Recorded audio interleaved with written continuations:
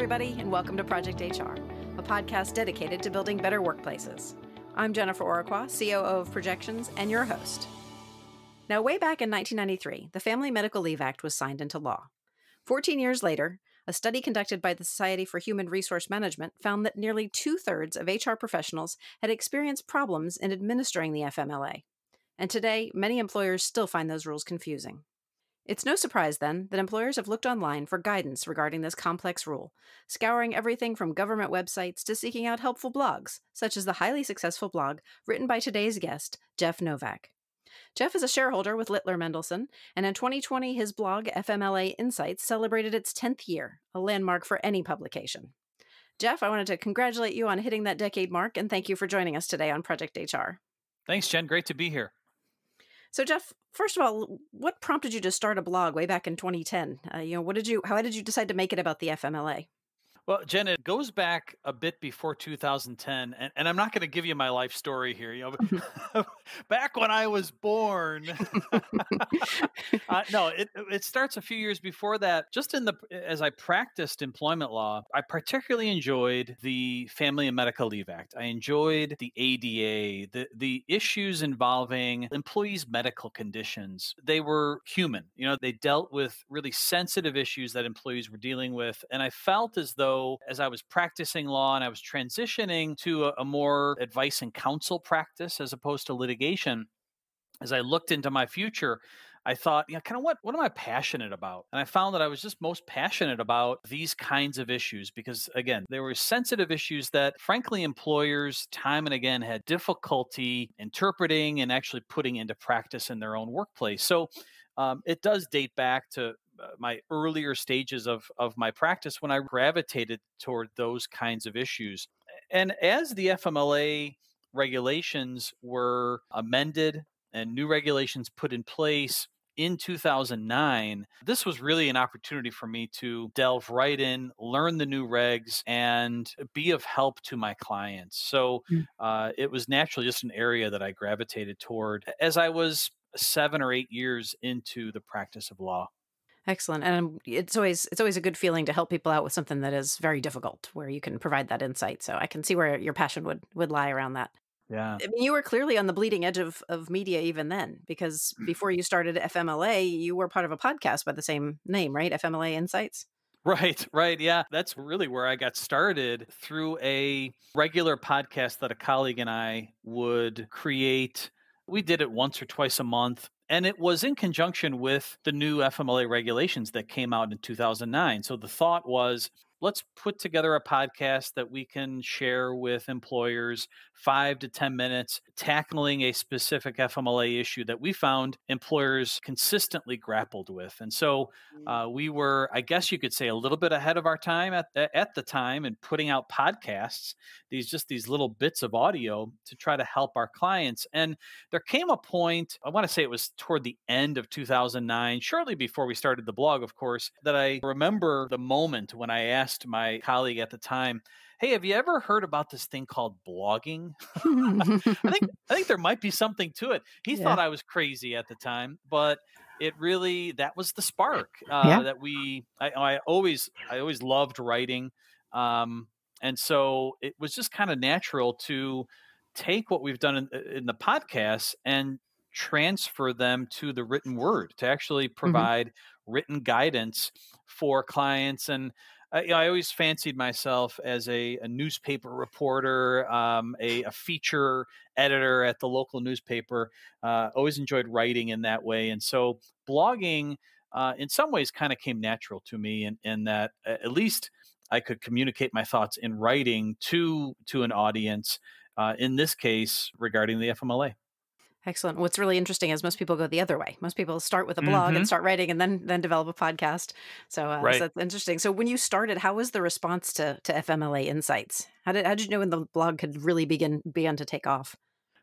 Well, first, I think it took off fairly well from the get-go. And I was grateful to begin a professional working relationship with LexBlog, who to this day still sponsors my blog. But they provided an awesome platform for us to start the blog and to provide it on a professional platform that naturally attorneys would gravitate toward. Then it was just the approach that I took to make these posts practical and lighthearted whenever I could to make a connection with folks. And through the use of other social media, it got a quick following from the beginning, for which I'm very grateful for. But I think in terms of why did it take off, even to this day, I'm really the only FMLA blog in town. Mm-hmm. It was truly a niche blog. So from the beginning, it was unique. Where you might find 100 or more FLSA or wage and hour blogs that are out Mm-hmm. there,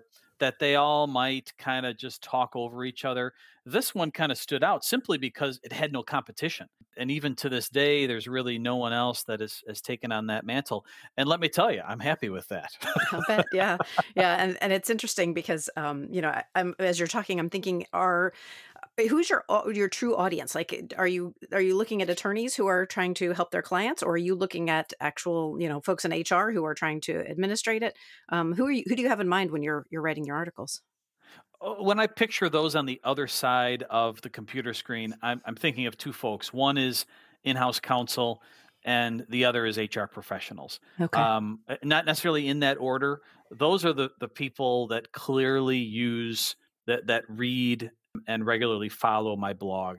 Those are the folks that need the practical guidance to handle any given situation. Mm-hmm, mm-hmm.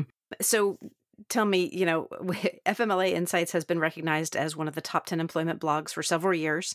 And the ABA Journal, the flagship publication of the American Bar Association, actually named you to their Bloggers Hall of Fame in 2016. How did that feel? On one hand, it was delightful, to be honest, Mm-hmm, to know that over a period of time that I had made a connection with people.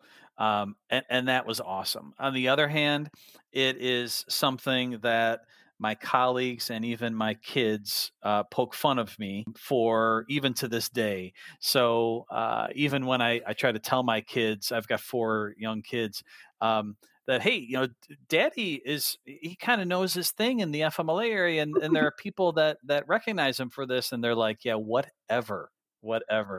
Um, but they do know what the FMLA is, especially since we celebrate the FMLA's birthday every year in February. And so, and in some years, and I've posted this on the blog, we actually even have had a cake to celebrate the it's funny. FMLA. So they know it. They know it at home. They So know what they're in it. they know what They're dad in it does. with you. Yeah, they're in it with you. I love that. So over the years, you've written hundreds of articles. What's your content strategy? Do you write or publish on a specific schedule, or do you only write when you're inspired by what's happening around the FMLA or questions that you might get from your audience? At this point, it's really inspiration more than anything else. I don't really have a set schedule, and after 10 years, I'm not sure that anyone has a set schedule Mm-hmm. anymore. At first, when we were coming out of the gate, I attempted to get a post out every week. That simply doesn't happen anymore. Mm-hmm. I aim to get 2 to 3 posts up per month, and I'm Mm-hmm. happy if I get 2 posts up per month. The value of this blog is that there's so much content there now that people come back to it, and even a question that I addressed in 2014, let's Mm-hmm. say, it still has application today, and it still is a benefit to people. So right now, it's purely inspiration. It's the FFCRA recently, for Mm-hmm. instance. Obviously, that when you're talking about paid leave at the federal level, that's a pretty big deal in my world. And so that I've never been busier as a blogger writing on the FFCRA. But today, now it's largely inspiration. It's not as though I feel as though, oh gosh, it's Friday, I need to get Right. something out this Yep. week. Yep. I'm sure you're aware we have multiple blogs of our own, and we're at the same point where we need to be inspired by what's going on in the world. And Right. we love questions that come in from our audience too. That's always a great thing. Now you provide news updates and some frequently asked questions type posts, which I know people really appreciate. How often do people contact you to solve their own specific FMLA issues? What do you do when they do that and they reach out? I do kind of get them from all avenues. Hmm. I get a number of calls each week from employees that want my help, and unfortunately, I can't help them because I only represent employers. But I certainly get a lot of feedback from employees with their own issues. Um, I will get often enough clients from time to time ask me, "Hey, can you cover this on your blog?" Or "I've got a great idea for a blog post for you in the future." Those sometimes work, to be honest, Hmm. but day in and day out, where I come up with my blog posts, either it's a pretty significant decision, a court decision that on an issue that my clients are really struggling with, Hmm. or it's a common issue that my clients are raising over a period of time, and I finally get to the point where I think, you know what, I've got to address this issue. Hmm. Um, and still, in terms of other posts or what kind of generates my interest are and I know we'll talk about this in a minute, kind of employees or employers behaving badly, Hmm. because Hmm. those are kind of they're Yep. always kind of the funniest scenarios, Yep. either way. But those are the things that tend to grab my attention. Bottom line, and we'll talk about this more too in our time together today. But it has to, for me, the posts have to be practical. They need to solve a problem, and I need to be able to explain it in everyday language. You know, you're not going to get a bunch of legalese from me in my blog posts. Hmm. It's going to be kind of straightforward, hopefully lighthearted as much as it can be. But it has to be, in the end, it has to be practical for employers, for those in-house counsel and those HR professionals that I'm talking to on the other end. Yeah, and you've done a great job with that. I love the idea of sort of keeping your ear to the ground for trends and saying, here's what people need to learn about right this minute, and then making that advice actionable, which you do a beautiful job of on the blog. Thanks. All right, Jeff, we're going to take a sponsorship break right now, but when we return, we're going to take a trip down memory lane and talk about some of your favorite moments from these last 10 years of blogging. So stay with us.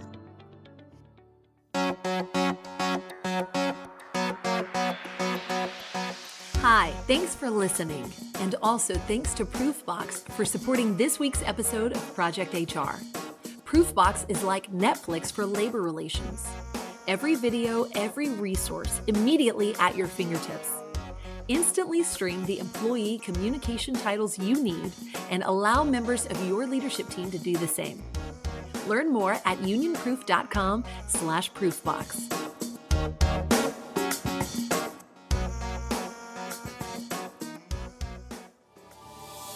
We're back with Jeff Novak, a shareholder with Littler Mendelson and the creator of the FMLA Insights blog. So, Jeff, on May 26th of this year, I think I told you I really appreciated this blog. Exactly 10 years to the day after your first blog post on FMLA Insights, you posted a blog about your blog turning 10 years old. That was really what sparked my interest in having you on Project HR. How sentimental did you feel writing that post? Oh, it was sentimental. Absolutely. It was bittersweet in a way. It was exciting in another way. You know, I'd started this blog up at my previous law firm, and that didn't end well. And so it did take me back to the jolly old days when things were Hmm. fun at that old firm. But it was also kind of inspiring and exciting because simply being in existence for 10 years and to continue just helping people 10 years out through something that I enjoyed doing, and that's just writing and connecting with people through my writing Mhm. was an awesome thing for me, and it was inspiring to me, and just an exciting milestone as I hit that 10-year mark. Now, in that post, you talked about You told some stories on some employees behaving badly, and the flip side of it, employers behaving badly. I would love it if you would share a couple of those memorable stories with us. Well, when I think of my favorite posts, I think of those like you just said, where it's whether it's the employer or the employee behaving badly, and we always say there's the craziest things happen at the workplace, and that's so true in the world of FMLA. So, some of my favorite posts involve an employee. This is employee behaving badly, where she uh, she gets a bad review, she gets written up, she gets disciplined. The next day, she seeks FMLA leave for, I can't remember what the condition was. It was a mental health condition. Mhm. So, which is first of all not uncommon in at least in our world, that an employee gets disciplined and the next day they take a medical leave. Mhm. So that's kind of funny in and of itself. Again, and I mean this in a lighthearted way. I don't at all mean to poke fun at mental health conditions. No, not at That's all. not it Sure. whatsoever. But it's just the kind of the circumstance. And then she takes a leave of absence for several weeks of time. Can't come back to work. Can't do anything as far as her doctor is concerned. Then she is spotted attending a Beyonce concert while she's on medical leave. But not only that, she's attending the concert in the employer's suite, in her own employer's suite at the concert. It's a perk, it's a benefit. And of course, that's going to kind of raise the attention of the Yeah. supervisor, who then Mhm. asks, "Well, hold on a second. You're telling me that you can't be at work right now because of this condition, but yet, can you help me understand how you ended up in the employer's suite at the Beyonce concert?" Mhm. So it's kind of stuff like this that you almost can't make up. Mhm. It's just kind of the foolish things that employees do, and employees are not alone. On the flip side, employers, despite what we hope are good intentions, we hope are relatively trained individuals, they just say and do the dumbest things. um, and so, it's your frontline manager who, of course, in an email says, this person should be terminated because they've been on medical leave. Well, that is Exhibit A in an Mhm. FMLA case, or just the another case involving a group of employees who were making fun of someone's medical condition in a company meeting while the employee was there. These kinds of things that you think, my goodness, would just have no application. They just simply wouldn't happen in today's workplace. Well, they do. They Mhm. do. And as much as you might train these managers, um, this stuff just comes out from time to time, Mhm. and it's obviously a bad result for employers, but it's a lesson for the rest of us. And so I find those to be fun to blog about because they obviously have an interesting fact pattern, Right. sometimes a downright hilarious fact pattern, and I can use them then as a lesson to employers. A cautionary tale. Yes.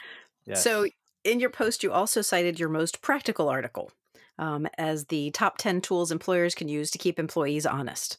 And we'll link that up in our episode companion. But are there any other must read posts that come to mind for current HR pros who might need assistance or might be just wanting to learn more about FMLA? Jen, every one of them, right? Isn't Yeah, every right. one of them Everyone's relevant a and must perfect. read? No, I think certainly the top 10 tools is a helpful one, because more than any other topic, the issue that employers raise with me the most is the concept of intermittent leave. It is very difficult to administer for employers. It's susceptible to misuse by employees.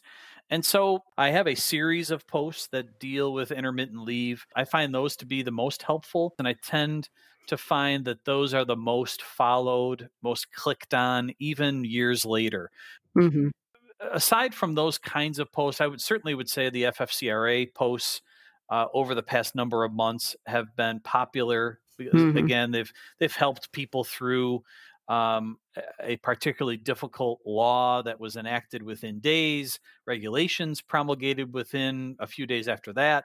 So it's full of holes, and employers have to figure out how to administer that new leave law. So I've found that my posts have been popular in that sense, and that it provides, again, some practical guidance for those folks who have to administer FFCRA leave. Yeah, definitely. So I kind of wanted to talk about the platform itself as well. As content producers, I know our team here at Projections really appreciated your discussion of sustaining an ongoing media concern because, whether it's a blog or a podcast, you're always looking for sustainability. Can you share with us the 4 ideals you use to sustain your own energy and interest in producing such a long-running blog? Sure. There are a couple of, when you ask the question, what does it take to blog? What is, over a period of time, what's going to keep you engaged and survive over a long period of time with your readers? Number one is passion. You've got to love the topic that you are blogging about or that you're presenting about to be on your game. And you have to, at least when it comes to blogging, you have to love to write. Yes. If you don't love the topic, you don't love to write, then find something else to do. So that's one key principle. The other is perseverance. We live in a culture today where we crave instant gratification. Sure. And if we don't get it, then it's not worth our time. You're not going to succeed the first day of blogging or the first month of blogging, even the first year. Right. It's going to take some time. And blogging is a long slog. You're not going to become a trusted voice overnight. You've got to work at it. So perseverance is a key. My third principle that comes to mind is, I guess what I would call it is servant leadership. You've got to be in it to help people. Yes. And I'm not just blowing sunshine up your butt. But what sustains you over time is, and I'm at that point now, certainly, is that you've got to be in the business to help people. Almost all of the people who follow your blogging will never hire you. Think about that. I mean, so you're pitching this to an audience that realistically is, they're never going to hire you, but they're going to be your champions to someone else. And so if you're in it to help people, first and foremost, then business is going to come your way. And finally, you've got to be practical. When you're blogging, you got to think about who your audience is. Think about who that person is on the other side of your blog post. And more often than not, it has to be a practical post that's going to help people solve a problem. And I guess if I'm going to offer one more point, I mean, those are certainly my 4 pillars, but I would add a 5th, and perhaps it's not a principle necessarily, but rather a vehicle, and that is social media. You've got to use social media outside of your blog to your advantage. Blogging without social media, it's like hitting a home run, but stopping at first base. You can't just sit back and stop at first base. You've got to plug that thought leadership in other avenues through LinkedIn, through Twitter, at a minimum, so that it broadcasts that message to a wider audience. Yeah, I agree with you 100% there. I've heard another analogy, which is, blogging or podcasting without telling anyone what you're doing is it's like winking at a girl in the dark. You know what you're doing, but no one else does. So that's a good point there. And I agree with you 100% when you were saying about, you've just got to have the passion for serving others, and that information that you're putting out there is actionable and useful to that audience. Right. So I love that. So on the 25th anniversary of the FMLA, and you told us that you celebrate the birthday every year, but on the 25th anniversary, you wrote an open letter to the Department of Labor outlining what needed to be fixed or what you felt needed to change in the FMLA. Did you ever get a reply from the DOL? Nothing whatsoever. No, not even a wink, not even a pat on the back. Yeah, not even an expletive. Nothing. That's too But bad. That's a shame. no, I do know a few folks at the DOL who do follow the blog, and I'm grateful for that. I feel like I'm the little brother. They're the big brother, and I'm the little brother that's just always needling them. I love them, and I care about them. They administer my favorite employment law, There you go. but I'm kind of always pestering them over something, and I can just picture them saying, "Jeff, just shut up. Can you just keep it under wraps for a little while?" Right. All right, Jeff. Well, we're going to take some time out for another quick break, and we'll be right back after this. You're listening to the Project HR podcast. I'm your host, Jennifer Oraqua, and our guest today is Jeff Novak, shareholder with Littler Mendelson and the creator of the FMLA Insights blog. We are back. And Jeff, as an FMLA expert, what changes do you see coming potentially in 2021? I wonder whether, number one, is Congress going to extend the FFCRA into the future? Mm-hmm. I see that as a very real possibility. Come January 1st, we're not going to be out of this pandemic. Mm-hmm. So employees will have a need for leave to care for themselves or for their family members who test positive, for instance. Their kids' schools are still going to be closed, at least to some extent. They're going to need leave from work. So I would be shocked if the FFCRA was not extended into 2021. What might we see on the horizon in terms of just legislation or regulatory activity? One issue that both employers and employees have to grapple with, and it certainly creates issues of availability and family work-life balance in the workplace is the issue of childcare. Mm-hmm. Whether it's a one-time event, my kid is sick and I've got no one to care for them, I can't leave them at home alone, or whether it's an event like this one, a public health emergency where the kids are sent home for remote learning. Now, parents need help, Yeah. and employers, whether it is by themselves or with the mandate of the federal or state government, they need to come up with a solution to this. And I think that may be one of the lasting effects that we see of the FFCRA is whether this kind of lights a fire under whether it's Congress or whether it's certainly going to be the state legislatures themselves, but does it light a fire under Congress and the White House, whoever's in the White House after November 3rd? Right. Is it going to have a lasting effect such that we're going to see actual federal legislation permanently put in place with respect to childcare? So I think we will see that at some point in the future. Okay. That an FMLA-like law will be passed, and it will largely benefit parents in the workplace. I also wonder whether we will see just some kind of paid leave legislation at the federal level. And it's such a touchy subject, right? Of course, the employee community is clamoring for it, and rightfully so. The employer community rightfully is clamoring that this is yet another burden on the workplace. So I get it. I get both arguments. But if you take a step back, could federal legislation, paid leave legislation that's enacted, could that have the effect of causing state and local governments to take a step back and not pass and enact all of this other kind of patchwork legislation that affects so many employers at the local level? And there's so many of my clients that they have multi-state locations, and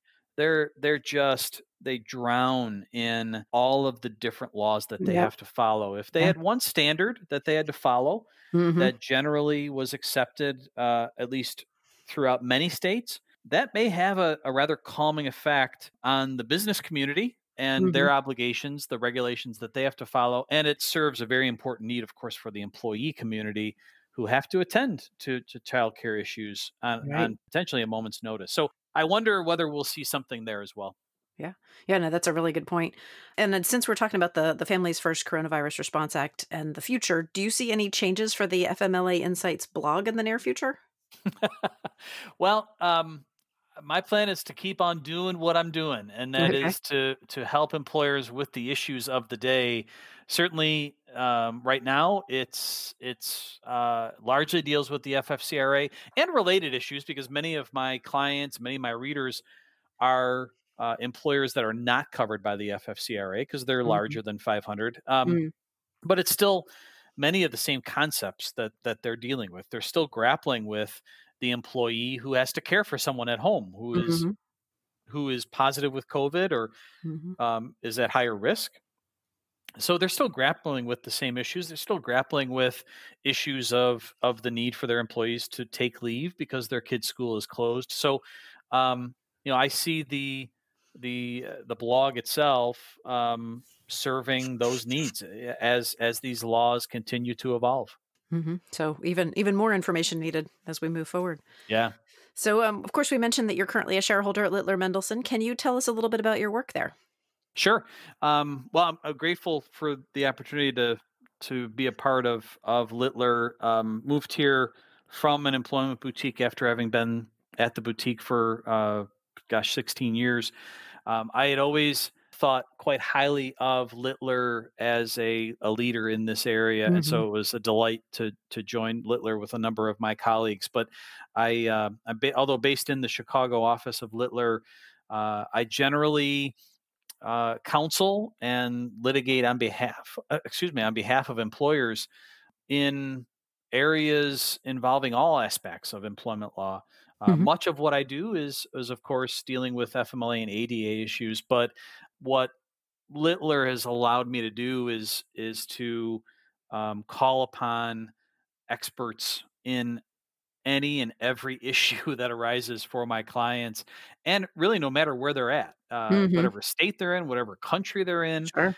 So that's been such a deal changer Yeah. for my practice in moving to Littler. Yeah. Great resources, I'm sure. Yeah. So, you also speak on FMLA and ADA issues. Is that right? Yes. Yep. Whenever I can, I enjoy connecting with folks at whether they're small seminars or whether they're um, SHRM sessions Mhm. or other national organizations and the events that they put on. But I'm heavily involved in NELI, the National Employment Law Institute, which Mm. provides, I think, perhaps the most kind of exceptional programming for HR professionals and in-house counsels. This is management side folks, but Nelly is really the top resource I've found Mhm. for my own practice, and am fortunate enough to serve on the faculty for Nelly for their usually FMLA and ADA sessions that they sponsor. Also involved in DMEC, which is the Disability Management Employer Coalition. Mhm. So I tend to present at a number of their events as well, and those tend to be the leave of absence professionals at Mm. Mhm. various companies throughout the country. So obviously, the FMLA Insights blog is a little more accessible, rather than trying to find you speaking, particularly now, with the situation that we're in. How can our listeners find more out about your blog or your work with Littler, or really any of the other many things that you're involved with? Well, you can stay in touch with me certainly through, first and foremost, through my blog. So FMLAinsights.com takes you to my blog. You can subscribe to my blog. On the right-hand side of the page, there's an option for you to enter your email and subscribe to the blog, which will allow you access to my posts whenever they get published. Mhm. I don't spam anyone, so no one should be worried about that. I don't share information outside of my firm, so you have no worries about getting blasted with anything else other than my blog posts. But Mhm. certainly, that first and foremost. Obviously, through Littler at littler.com, you can find the materials that I publish through the firm, and also we offer a number of resources as a law firm, particularly with respect to issues of the day, the Mhm. coronavirus, for example. A Mhm. number of different resources that employers can access. Excellent. Or you can do like me and follow you on social media. And we talked about that earlier as well. But that's how I keep up with you. So, one last thing, Jeff. A little bird told me that you often sing songs in your webinars. I was wondering if you would share with us an a cappella stanza or two of your favorite webinar songs. Well, Take you to the spot. I'm not sure where this started, but I started singing at a couple of presentations that I gave, and then I every year I host an FMLA webinar once a year, and it's Mm. usually it's always been at the end of the year, whether it's Thanksgiving or Christmas time, And I just decided at some point, let's play around with a popular song and add FMLA lyrics to it. That's what I'll do. So I sang a song one year. I think it may have been my first year, about Albuquerque turkey, and then it just kind of changed over the years to various popular Christmas songs. And so the last couple of years, I've kind of stuck with "God Rest Ye Merry Gentlemen" by the Bare Naked Ladies at Christmas time. Yep. And I've changed the song over the years to "Oh Rest Ye FMLA Misusers."